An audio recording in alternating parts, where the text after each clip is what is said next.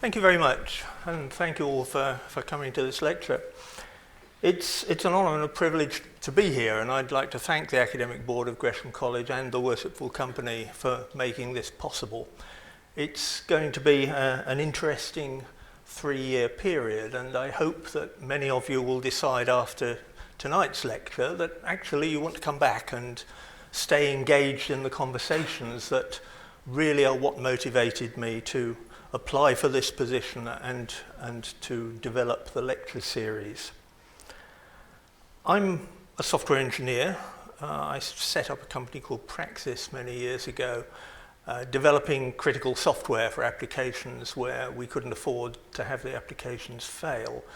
And since then I've worked in a very wide range of industries and banks and lots of areas of the economy, and looked at an awful lot of computer projects that have gone wrong for one reason or another, usually because I'm acting as an expert witness in litigations.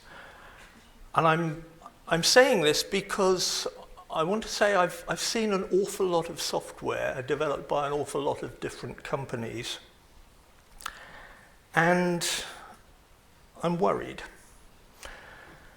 So, given that, what I want to do is to talk about the things that I think I've learnt, and to get your views about what we ought to be thinking about in the future. I think that potentially we're already taking unreasonable risks with computer-based technology. And I've got two main reasons for this. The first is that IT has changed the way that we work, play and communicate to a far greater extent than is generally appreciated. And one example of that is GPS. GPS, everybody is used to it in navigation in their cars, in using the maps on their mobile telephones and so on. But GPS is embedded right across the economy. It's used for the very accurate precision docking of oil tankers to stop them banging into the docks. It was used to position to centimetre accuracy the supports for the new Forth bridge that's being built. It's used by agriculture for precision navigation of completely autonomous agricultural machinery. It's used by the police to recognise where other police are so they don't shoot them if there's an armed engagement going on that involves armed police. It's used by financial trading. The time stamping of very high frequency trading around the world on different stock markets is driven by GPS timing. It is a dependence on an individual technology, and therefore on a single point of failure, which is not that widely recognised. And yet you can jam the GPS signal with a low power transmitter that you can buy for $10 on the internet, and you can spoof the GPS signal so that it gives wrong information with a GPS simulator that doesn't cost a lot more than that. Those are the sorts of issues that worry me. The second concern that I have, the second example, is the way that personal data is being used, being harvested, being analysed, being compared with other data that's available, and used to power all sorts of automatic algorithms that come up with answers about us in ways that are not visible to us as individuals. So it's used for targeting advertising. It's used in ways that you might not expect, so that, for example, your browser history may be used to determine what prices are presented to you when you try to book a holiday or to buy something online. And we haven't been asked whether we're happy for that data to be collected in that way and used in that sort of way.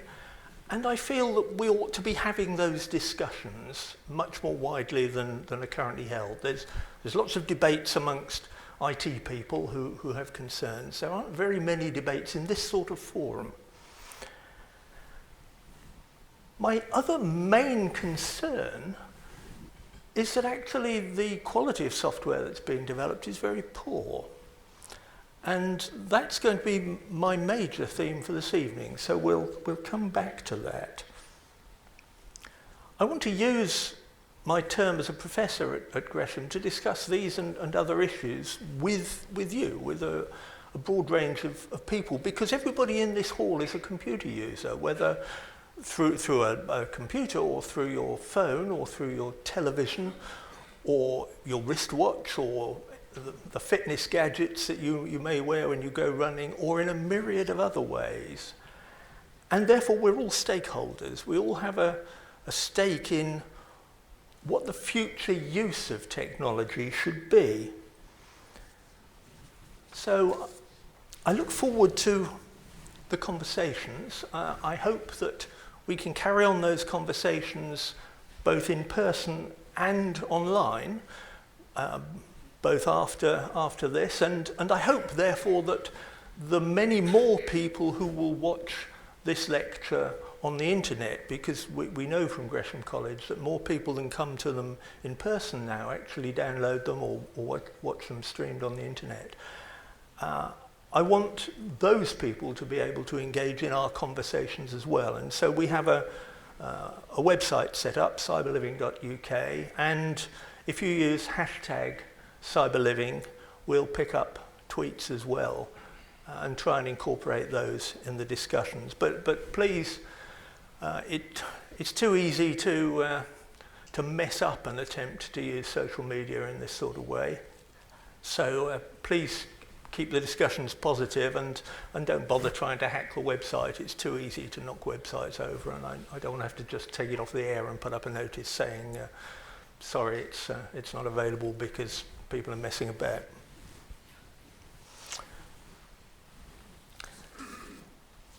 But first, what I want to do is to examine the state of computing today and whether we're already putting too much trust in computers.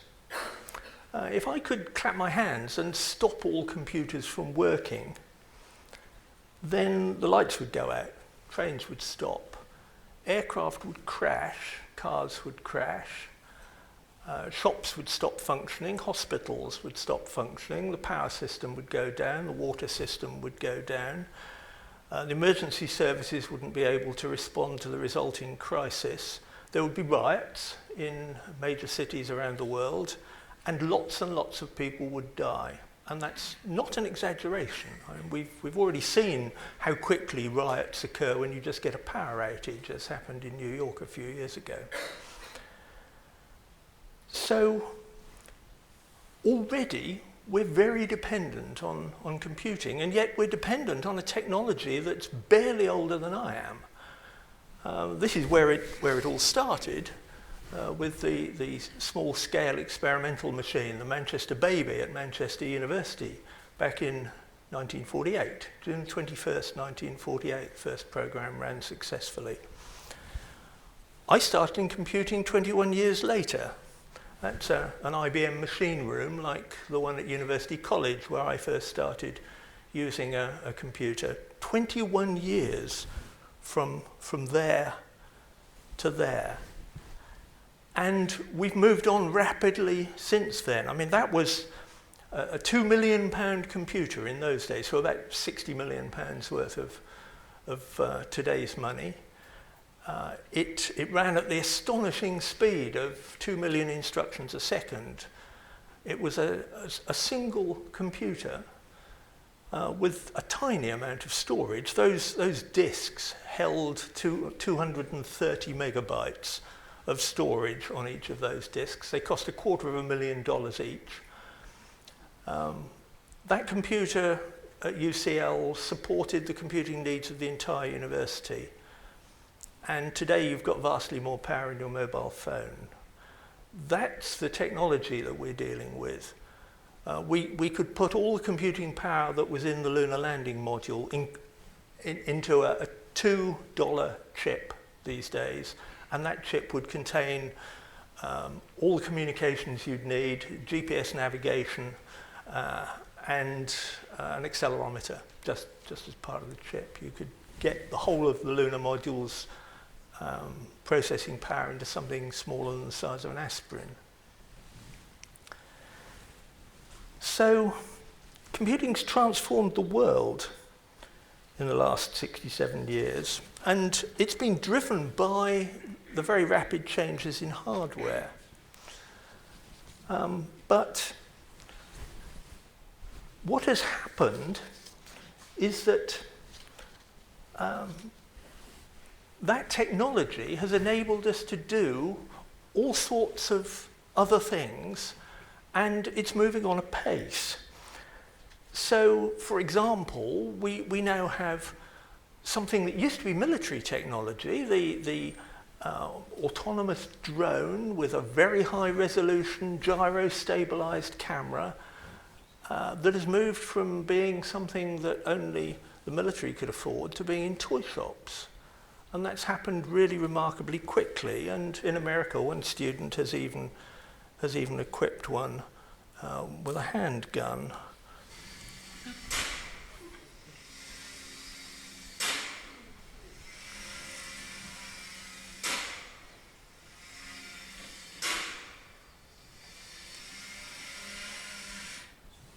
Now, I don't want to spell out the ways in which that could already cause chaos, because I don't want to give anybody any ideas. But when you couple that with the developments that are coming in face recognition technology, it's not hard to imagine that there are some issues here that perhaps we ought to be thinking about before it's too late. But the underlying, although the economics have been driven by hardware developments, it's actually software that is really behind the explosion, the creativity in all the new applications. And software is almost everywhere. I mean, this is just a list of what happens every 60 seconds on the internet, and of course there's much more software activity than this. But this is an extraordinary development for a technology that, as I say, is barely older than I am. So we're only really at the beginning of the revolutionary changes that are going to be brought. And yet this software industry is still very immature. Most programmers don't have qualifications in computer science. Most programmers don't have any experience of the kind of real disciplines that other engineers use in order to keep control of complex projects. And yet software-based projects are certainly among the most complex projects in the world. They probably are the most complex projects in the world. And so those disciplines are needed more in software development than they are in other engineering areas. There's no doubt that building complex, trustworthy computer systems is an engineering challenge, but it's not being carried out by an engineering profession. It's being carried out by something which is much closer to a craft industry, where you get brilliant individual people, but when you try to assemble large teams of people to do really significant large-scale work, you haven't got the structures, the disciplines, the methods, the tools, the attitudes that you would expect to find in an engineering discipline providing those kind of services. And it's a very difficult thing to do, to show that a complex system is good enough. And as we'll see later, testing it doesn't tell you anything like enough about it.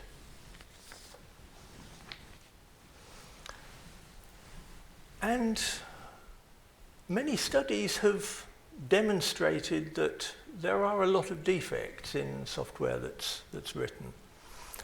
Now that's usually presented as faults per thousand lines of code, and And as we'll see, the numbers that come out of these assessments vary widely because there are disagreements about what a defect is. There are disagreements about what a line of software code is, when you can put several statements on a line, or you can have lots of lines that don't contain any active statements at all. So coming up with measurements is not a precise art. But the message that I want you to take away from the numbers that I'm going to present is that there are a lot of faults in software. Everybody who has studied it agrees with that. The academic studies that were done getting on 20 years ago now showed a range between something like 10 and 30 defects per 1,000 lines of code. In the USA, Steve McConnell, who's written one of the most widely read books on software development, he's studied defects for a number of years. He says that the industry average is about 15 to 50 faults per 1,000 lines of code. Some companies do better. Microsoft stopped its development at the beginning of this century to retrain its programmers to try to reduce the number of defects in Windows, and has greatly increased the reliability of Windows as a consequence.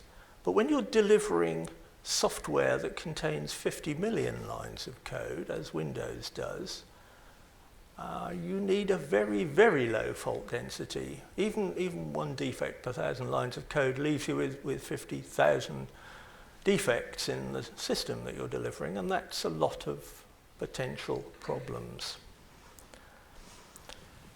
So, other quote, Capers-Jones, another American consultant who writes and teaches a lot about this. He says that some of the best companies manage one defect per 1,000 lines of code, but the average in his sample was about 7. But as I say, the definitions vary, so these numbers are not strictly comparable. One published study, this comes from Crosstalk, the Journal of Defense Software Engineering. It was an analysis that was carried out on the defect rates in the flight control software for a military aircraft, a set of programs in a military aircraft that the UK was buying from America, and which therefore the scientists at Boston Down had a close interest in. And the author of this, Andy German, studied the engine control, the fuel and centre of gravity management, warning systems, anti-icing systems, flight management systems, the weapons management, and a number of other systems. They were systems that varied in size from 3,000 to 300,000 lines of code. And these are the kind of defect rates that he came up with. You see, the worst programs written in C were actually finding a defect in every 2 lines of code. And the best in C were only 80, one defect in 80 lines of code.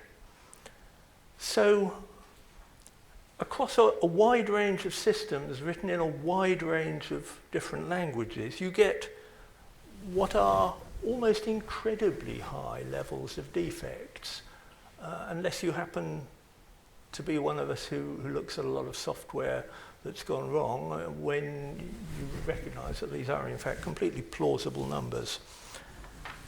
And what were the defects he found? Well, I won't read these out, but serious things, really quite a lot of things that could have caused quite serious problems.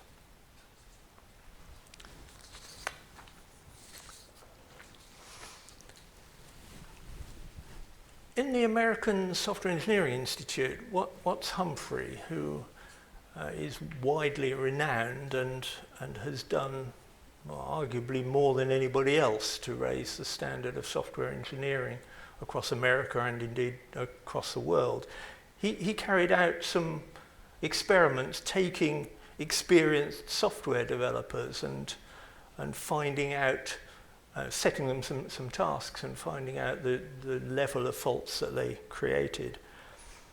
And as you can see, again, high numbers, even for the upper 1% of his sample. You're still getting 11 defects per 1,000 lines of code. Worse than 1 in 100 lines defective. Now, he was looking at functional defects, and one of the points that he makes in the paper that this comes from is that actually when he has looked at systems that have had functional defects and looked for security vulnerabilities, he's found of the order of 10 times as many security vulnerabilities as functional defects. So one of the key messages I'd like you to take away from today is that the world has changed. That whereas we've been getting away with these high defect levels because quite often we manage to take out the big faults, the things that were going to cause things to go wrong often, leaving the obscure things because the tests didn't show them up. What we're left with is a very high number of obscure things which turn out to be security vulnerabilities that can be exploited. And suddenly, or gradually but very rapidly, we have found ourselves in a world where people are exploiting these vulnerabilities. And so we just have to recognize that cyber attacks, cyber threats, vandalism, activists wanting to cause damage, wanting to make a point, wanting to demonstrate something. All these things are just now part of the environment that we're developing systems to live in, and we just have to treat them like the weather or like other natural hazards that we have to account for, because it would be naive to assume that we're going to solve the problem of people trying to break computer systems. We can't do it through legislation, we can't do it through enforcement. We can only do it by becoming better engineers.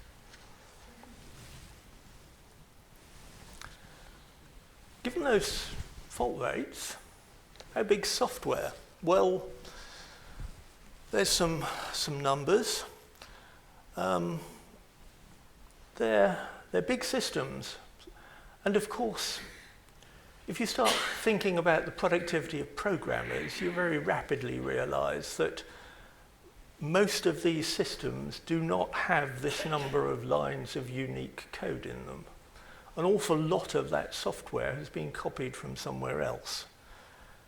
And that's another issue about the way that we develop software at the moment. There is a lot of taking software from other applications, from other systems, from libraries on the internet, from open source software libraries, from other people's websites that seem to do what you want, and therefore you can just display the source and copy it into your website.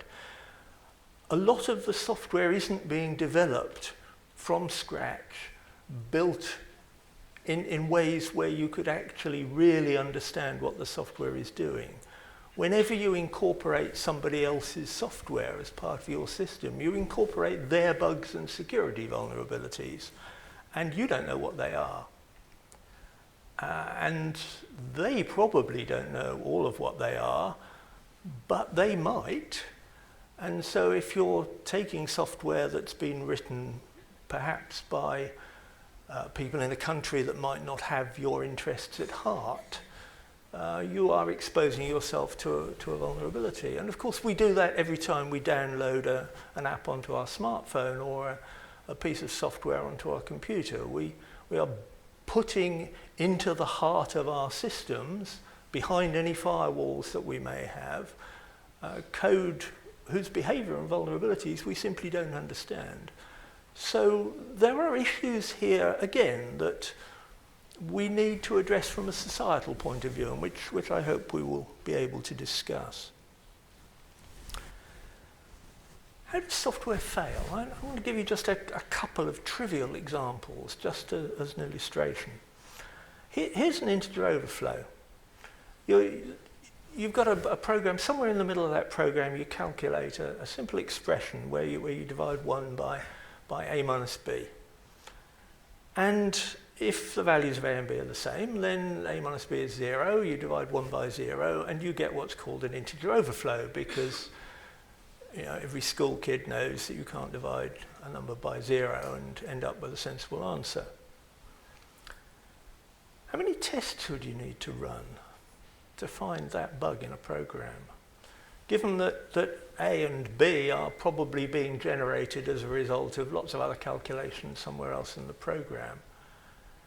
Suppose you ran 1 million tests and it never failed. How confident could you be that it wouldn't fail on the 1,000,001st? Given that there are going to be an awful lot of expressions like this and an awful lot of ways of getting to each of them, how much have you learned by running tests? Here's another way to fail, slightly more complicated example. This is a bit of real code. It's actually, I'm told, code that came out of that military aircraft. Its job, as the function name suggests, is to ring an alarm bell. And what it's supposed to do is to return a result, a true or false, where it's telling whatever called it whether it needs to raise an alarm or not. And it's supposed to return true if the event that comes in as part of what is passed to that function is a warning or a caution, and it's to return false if it's merely an advisory, because we don't raise the alerts for advisories. But if you actually look at the code, it says if it's a warning, then we'll set result to true. If it's an advisory, we'll set result to false. And it doesn't think about what happens. It doesn't do anything about what happens if the event is a caution. It just returns whatever happens to be the current value of result. And the way that's been set up, it's simply picking up whatever happens to be in the bit of the computer that has been given that name by the compiler that compiled this program. So it's an uninitialized variable, but the interesting thing about it is that what you would want it to return is false in this circumstance. No, what you'd want it to return is true in this particular circumstance. And the way that the true value is represented in the store of a computer means that you've got a high chance that it will.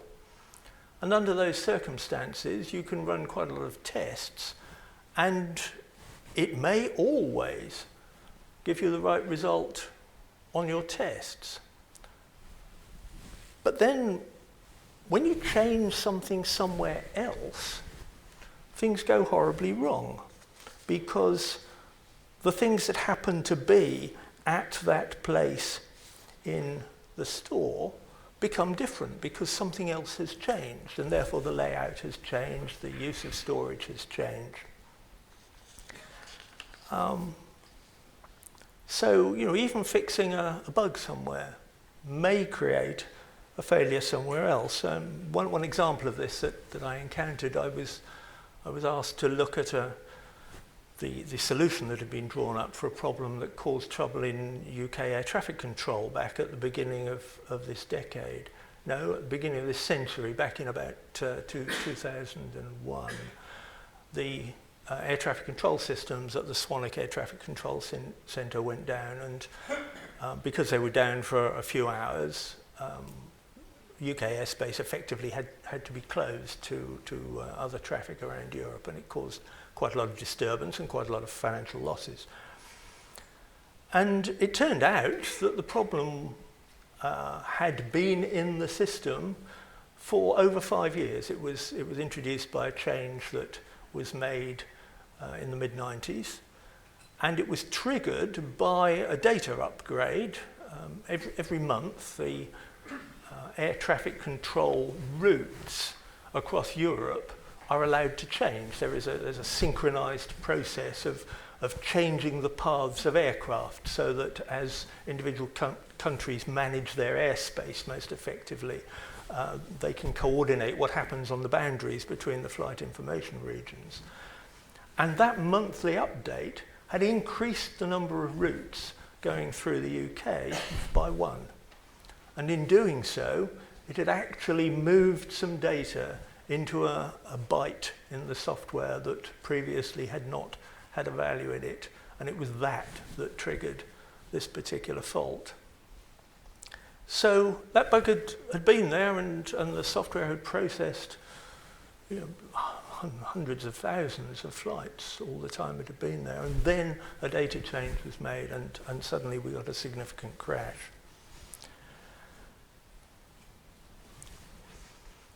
So what do we do about it?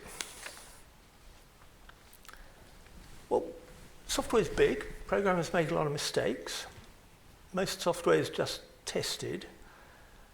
And for the reasons that I've explained, and for a lot of other reasons, that actually provides very weak evidence of the quality of the software. We've known, for 40 years anyway, that, in Dijkstra's words, I think it was, that the testing software can show the presence of bugs but never the absence of bugs. And that's a critical issue if you really care about whether software has particular properties that matter to you, whether it's a safety property, a security property, some functional property that it actually does the right things. If you really need to know, and it matters to you, so you need to know with a high degree of confidence, you can't get that high degree of confidence by testing it. Now we can talk, if people want to challenge that, about the edge effects where you can get statistical evidence, but for high degrees of confidence, even trying to do it statistically is not a practical proposition, and there are real weaknesses in the assumptions you have to make. If you really want strong evidence, you've got to do it. You've got to support your testing with analysis. Well, in fact, you've got to support your analysis with testing, but it's the analysis that gives you the strong confidence. We know how to develop software so that you can prove that there aren't any integer overflows, that the software can't possibly run out of memory at runtime, that it can't overwrite itself in any way. We can prove those properties mathematically using tool support, if we choose the right methods and tools, using mathematically strong tools. We call them formal methods. And most software programmers scorn the use of formal methods. We were having a discussion on the internet just a couple of days ago that somebody, an IBM expert, said that people run scared of the mathematics. They are frightened of mathematics in a way that other engineers are not. And that's an issue that perhaps we might like to discuss quite why that's come about. But because programmers don't like the thought of needing to learn how to use these strong methods, they say, but they can't be used on real projects. It takes too long, it's not cost effective, they can only be used on trivial problems, and so on. And that's simply not true. You can use them on major projects. The IFACTS, air traffic control system, which was introduced by NATS about 15 months ago now, which has greatly improved the flow of traffic through UK airspace, was developed using formal methods. And it's a big system. It's a very, very sizable piece of software. The specification alone runs to 1,000 pages of specification with a lot of embedded mathematics. Some while ago, 20 years ago now, the National Security Agency in America ran an experiment on the use of formal methods, an experiment called Tokeneer. If you look it up on the internet, you'll find out all the details about it. And that experiment firstly showed that in the conditions they were talking about, for the problem that they were facing, you could develop essentially zero defect software. Certainly they couldn't find any faults in it. But the really startling result was that despite the fact that the team, it was in fact a group of praxis people from my old company who developed it, despite the fact that they hadn't been told to use formal methods, they simply chose to do so. According to the National Security Agency, the productivity on that project was the highest they had ever seen in any software development that they had ever looked at. No other project had been done so rapidly and so cheaply. And it's not really very surprising, because those of us who've used formal methods know that most of the cost of developing software, in fact, comes from finding the errors you've made and getting them out of the system.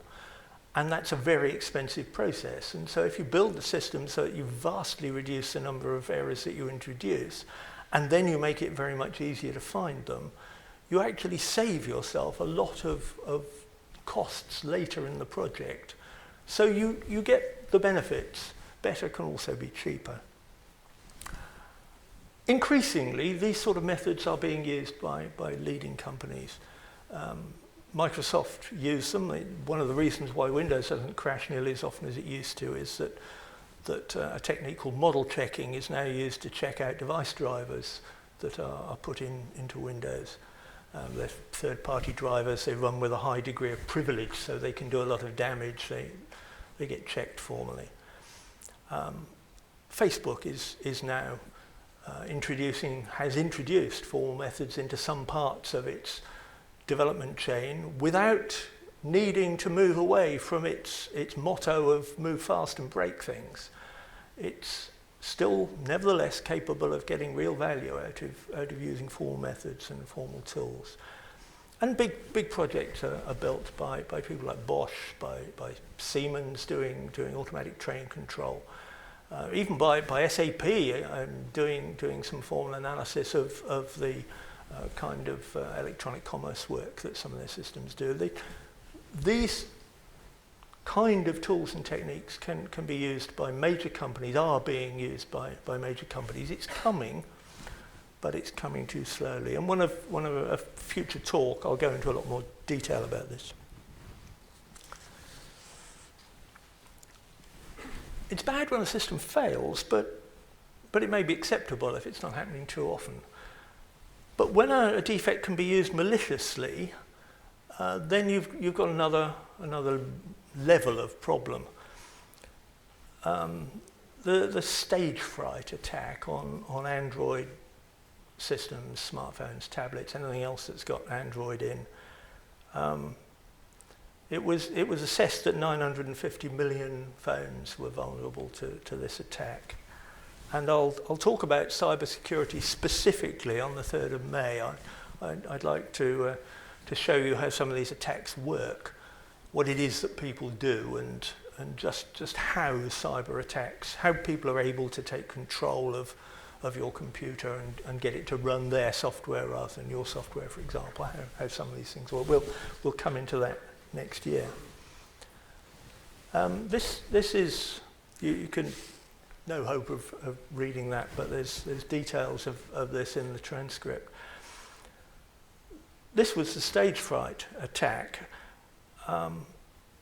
Essentially, it was just an integer overflow attack, but it could be brought about by sending somebody a multimedia text message, specially crafted multimedia text message. And the really devastating thing about it was, firstly, that having learned how to crash phones, they then learned how to use the same attack to take them over and run rogue software on it, to turn on the microphone, to turn on the camera, for example, without you knowing about it. Secondly, they discovered that there were an awful lot of unpatched systems in the world, because an awful lot of people who use Android use them in applications where there isn't a rapid update. And perhaps the worst thing about the exploit on phones was that you didn't even have to open the message, because the automatic display of you've got a message was enough to execute enough of the code to actually cause this attack to work. So all you needed to do was to send somebody a specially crafted message. I'm sure you'd love to know how they did that. Well, the code that does it is available on the internet. Having announced it, having given it to Google so that they could release a patch for it, the researchers have published a script that generates the attack. So now anybody who thinks that they know somebody who's running what might be an unpatched Android system has access to an automatic way of generating something that can be used to run the attack. Bad software's bad news. And these sort of exploits aren't new.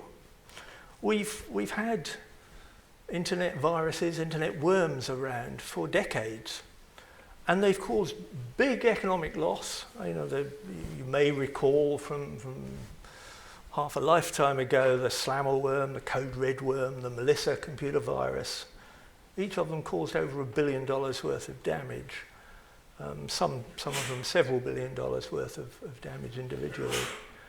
There have been known and proven software failures that have caused deaths. Well, one of the most famous and best analysed is the Therac 25 radiotherapy machine that massively overdosed 6 patients, which has been analysed by Nancy Leveson, a leading researcher in the United States. And again, all the details of that are available on the web, and I think I've put references to her papers into the transcript. But if I haven't, and you want references to any of the things and you don't find them in the transcripts, simply send a tweet or make a comment on the cyberliving.uk website, and I'll get that detail to you.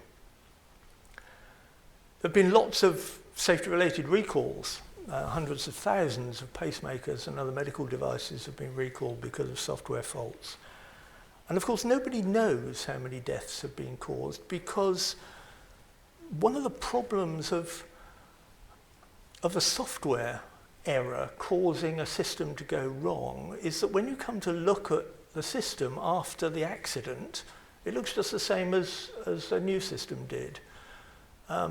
When a mechanical system fails, it tends to fail by something breaking, and you can look at the wreckage and see the broken bits and work out what went wrong. When a software project goes wrong, the code simply did what it did, and it's very hard looking at the code afterwards to work out whether it was actually the code that caused it or something else. If your automatic braking system in your car causes one of your wheels to lock up and you skid off the road, who's going to know that actually it was a software fault rather than your bad driving? Who's going to be in a position to investigate it other than the manufacturer, who has the most to lose from finding out it was a software failure? So nobody knows how many fatalities have been caused by bad software. It's perfectly obvious nobody could possibly know. And of course, security vulnerabilities make these issues far worse. There have been some interesting and reported problems in cars. There's the uncommanded acceleration in the Toyota Camry.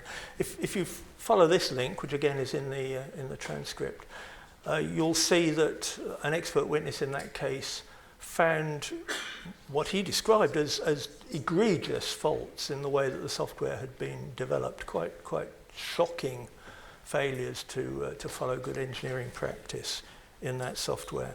And other manufacturers have recalled cars for software faults. There's a number of reports around of these sort of issues arising, as you can see. There's a recent Senate report saying that most cars are vulnerable to hacking or to having private information stolen about where you've been and what you've been doing.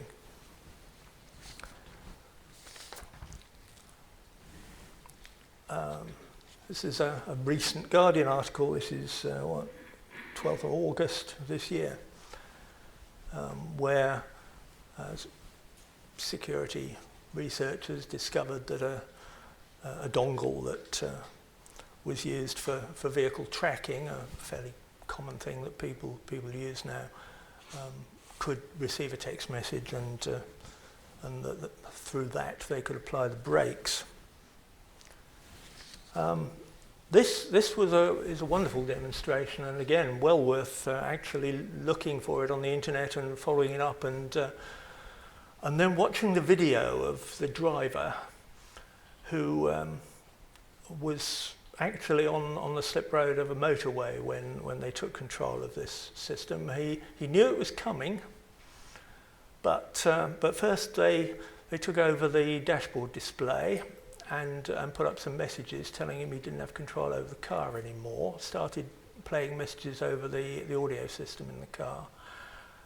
Then they started tweaking the steering, and then they disconnected brakes and started playing around with the throttle. He obviously he was not happy. It's a good video to watch. It was even though he knew it was happening and trusted the people who were doing it, it was clearly pretty scary. And that was just a security bug in a widespread in the Uconnect system that was widely available for these vehicles. And essentially, any system that is connected to the internet may be vulnerable. And of course, systems that are not connected to the internet may be vulnerable too. The uranium centrifuges that were attacked by the Iranian ones that were attacked by the Stuxnet virus and destroyed a few years ago were not connected to the internet. That attack was done by tricking somebody into putting a USB stick into somewhere where it was possible to get access over internal connections to the control systems of those centrifuges. And again, that's been written up in great detail, and if we wanted a future lecture on that, we could go into the detail of how that was done, because it's been analysed very well. It's a lovely example. This is a communication from the US Food and Drug Administration telling people not to use a particular infusion pump that's internet connected because security vulnerabilities have been found in it. Infusion pumps are the things in drips in hospitals that administer drugs at controlled rates into intravenous drips. Not the kind of thing you want somebody tampering with from the other side of the country or the other side of the world. And researchers who have gone looking for medical equipment have found MRI scanners, X-ray treatment machines, all kinds of medical equipment that's internet connected and running known software, operating systems that have known vulnerabilities. And you can find this stuff easily, because if you know the kind of thing you're looking for, you can just simply do a Google search, and Google will have indexed the code sequences. Indeed, there's a separate search engine called Shodan, which specializes in helping you find internet-connected industrial control systems. So it's easy to find systems with these sorts of vulnerabilities. And you may recall a couple of years ago, a website was in fact taken down, which was displaying pictures from people's video monitors, typically that had been set up in care homes and in children's bedrooms to provide carers and parents with a remote way of checking that people were all right. But because they were internet connected, and because the passwords were well known and built in and couldn't be changed, and therefore everybody who had one knew what everybody else's password was, it was extremely easy to go and look at other people's video monitors. And there was this website that was displaying all kinds of intimate pictures. Finally, somebody persuaded the individual to take it down. But the key thing is that the vulnerabilities are still there. You could go and set up a website that did exactly that tomorrow if you wanted to. And then there's data hacks. The United States Office of Personnel Management handles all the security clearances for everybody in America who needs a security clearance. And somebody, the Americans believe it was the Chinese, stole all their records, including all the very, very intimate interviews where if you're going for high security clearance, they want to know about, you know, every affair you've ever had, what your sexual practices are, all sorts of stuff that other people might be able to use to blackmail you has to be disclosed. And all that was stolen, including all the biometrics. So all the digitized fingerprints of all these people were stolen. Millions of people stolen.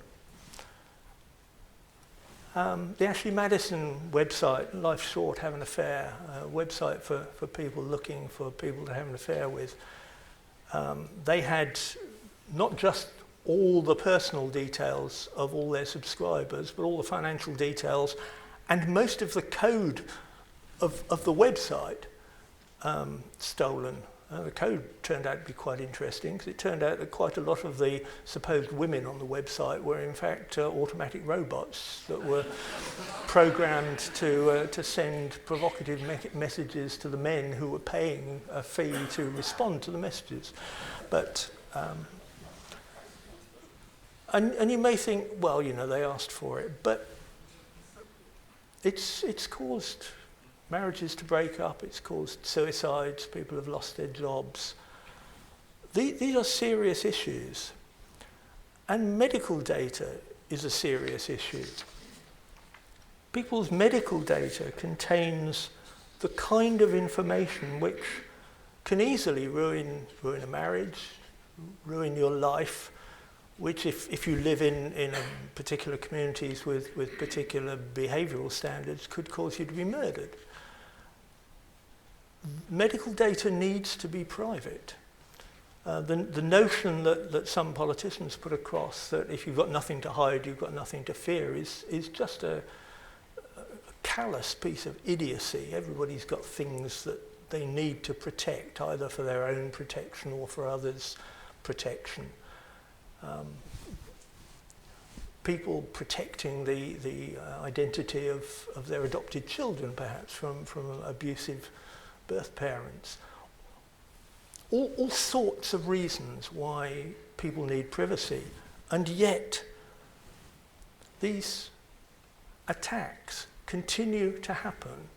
And the reason that they continue to happen is because they can, because there's a big commercial market for this kind of data. You can sell a personal profile on the dark part of the internet for several dollars. So if you can pick up a few million of them, you can make a lot of money, because they're used in spear phishing attacks by criminals who then want to use them for financial extortion or whatever.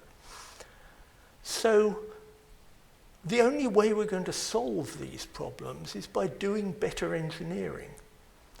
And bringing that about is going to be a major challenge, because we're going to need to change the culture of an industry to get software development to go through the sort of maturing in a decade or two that it's taken other engineering professions centuries to achieve. But because of the rate of change, we have to address that problem urgently, in my opinion. And of course, there's financial attacks as well. 20 million, says the National Crime Agency, and that's just a particular virus that is embedded in an attachment in an email that is sent to people and which they open. Don't open attachments if you don't know with very high confidence that they're going to be safe. Don't click on links in websites, in emails that are sent by advertisers or people pretending to tell you that your Amazon account has been closed down unless you reinvigorate it, or any of those things, because these are the kind of problems you'll get if you do that. Plenty of advice on Get Safe Online website and on the Cyber Streetwise website. But the basic problem is we give people tools and then tell them that they can't use them the way that they're designed to be used. And that's a problem we need to fix. So I want your help. I'd like to discuss how we address these problems. We're coming to the end of this lecture now. There will be lots more issues to discuss and these issues in a lot more depth in future lectures. But I really do believe that these are things which we, because we've all got a stake in it, need to think about and talk about before we take decisions about putting autonomous vehicles on city streets, for example. These are the lectures that are coming up. You'll see them in the brochure. I think I've listed them again in the transcript as well. And please continue the discussions online. And thank you very much for coming this time. But thank you very much.